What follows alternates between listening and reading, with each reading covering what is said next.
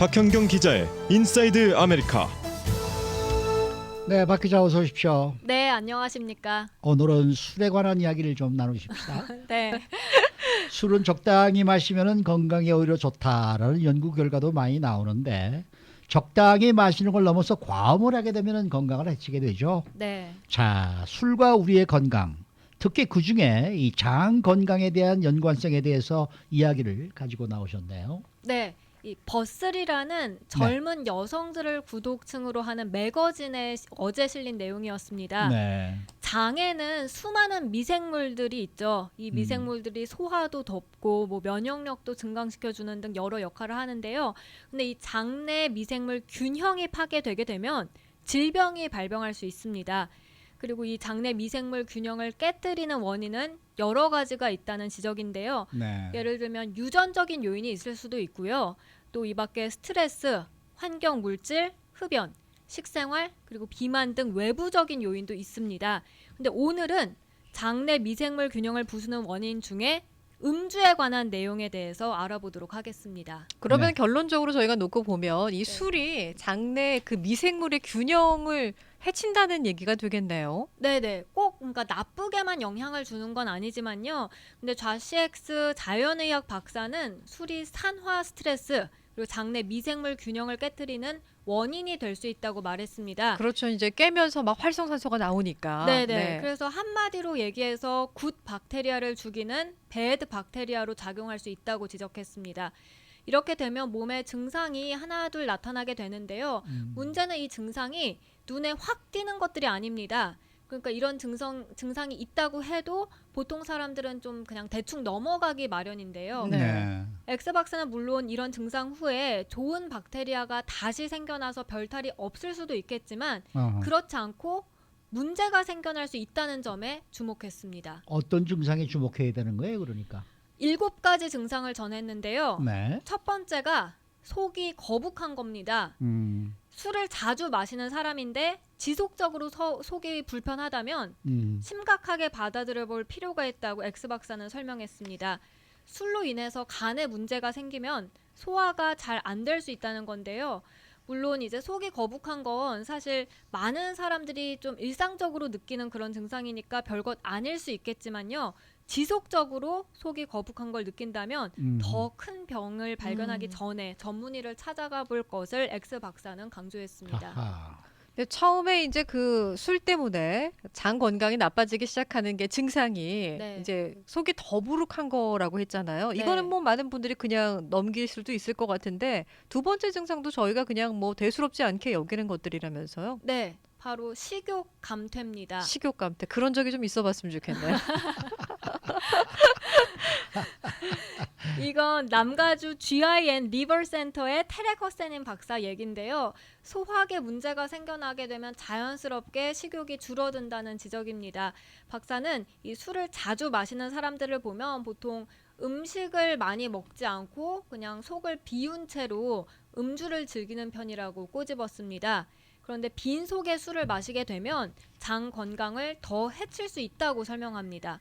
그래서 음식을 먹고 술을 마시면 음식이 술을 흡수하기 때문에 좀 더 낫다는 건데요. 네. 그래서 술을 마실 거라면 웬만하면 빈속에 마시지 말고 먼저 뭔가를 먹고 그 다음에 술을 마시라고 허세닌 박사는 조언했습니다. 네, 뭐 한국에서도 이 얘기는 많이 나왔던 얘기예요. 네. 음식 먹고 술 마셔라 그런 얘기. 네. 그런데 이 장 건강에 나쁜 박테리아가 많아졌을 때 느끼는 증상은 또 뭐가 있습니까? 또 하나가 바로 메스꺼림입니다. 메스꺼리는 거. 네, 장내 나쁜 박테리아가 늘어나게 되면 속이 메스껍다는 건데요. 이때는 딴 것보다 라이프 스타일을 바꾸라고 합니다. 지방과 단백질, 섬유질 등 영양소가 골고루 든 식사를 하는 게 첫 번째입니다. 그렇게 되면 소화 건강을 개선시키고 또 메스꺼리는 것도 좀 예방할 수 있다고 하네요. 네. 네. 그리고 또 메스꺼림과 같이 따라오는 증상이 변비라고요? 네, 술을 마셔서 장 건강이 나빠졌을 때 변비에 걸릴 수 있다고 하는데요. 보통은 술 많이 드시는 분들이 설사한다고 얘기하던데 아닌가 봐요, 그게. 네. 변비는 사실 식습관을 바꾸면서 크게 좋아질 수 있다고 이 박사는 설명했습니다. 많이 아시는 것처럼 섬유질을 좀 많이 먹는 게 좋다고 하는데요. 여기서 엑스 박사는 콩, 그리고 레귐이라는 콩과 열매, 견과류, 과일 그리고 야채 이런 걸 평소보다 더 많이 섭취하라고 조언했습니다. 네. 자, 다음은 5번째 증상. 이건 지금까지 증상들보다 좀 더 심각해 보이네요. 네, 바로 염증입니다. 염증. 네. 신체 부위 중에 어느 곳에라도 염증이 자주 지속적으로 나타나게 된다면 의심해 봐야 한다는 지적이었습니다. 과음을 하게 되면 리키 것 신드롬, 이른바 장 누수 증후군에 걸릴 수 있다고 엑스 박사는 설명했습니다. 한국에서는 새는 장 증후군이라고 부르기도 하는데요. 말 그대로 장벽이 느슨해져서 틈이 생긴 겁니다. 방치할 경우엔 온 몸에 염증 반응이 나타난다고 하네요. 이건 네. 무섭네요. 네, 그래서 술을 좀 줄이게 되면 이 장 누수 증후군을 낫게 하는데 도움이 된다고 합니다. 네. 네. 자, 계속해서 저희가 6번째 증상을 좀 살펴볼 텐데 이것도 장누수하고 좀 관련된 증상이라면서요? 네, 6번째 증상은 you feel weak 해서 몸이 약해진 걸 뜻하는데요. 네. 이제 과음으로 인해서 장 누수 증상이 나타나게 되면 위험한 것으로 좀 분류되는 박테리아, 예를 들면 세균, 독소, 또 소화되지 못하는 큰 음식 분자들이 혈관을 타고 돌아다니게 된다고 해요. 네. 그래서 면역력까지 낮추게 되고요. 그러면 자연스럽게 이제 몸이 약해지는 걸 느끼게 되는 거죠. 근데 이건 당연히 술을 줄이는 것에 더해서 잠을 좀 더 자고요. 네. 운동하고 그리고 스트레스를 최대한 줄여볼 것을 노력해 보라고 합니다. 네. 그래서 건강을 지키기 위한 사실 가장 기본적인 방법들인데요. 그만큼 강조하고 강조해도 지나침이 없는 것 같습니다. 마지막 7번째 증상은 또 뭡니까? 늘 골골거리면서 아픈 겁니다. 이 마지막 증상은 앞서 전해드린 것과 다 연결될 수밖에 없는데요. 맞아요. 면역력이 약해지면 자주 아프게 되잖아요. 네, 근데 네. 다른 사람들보다 감기 같은 좀 가벼운 증상도 더 자주 걸리게 되고요.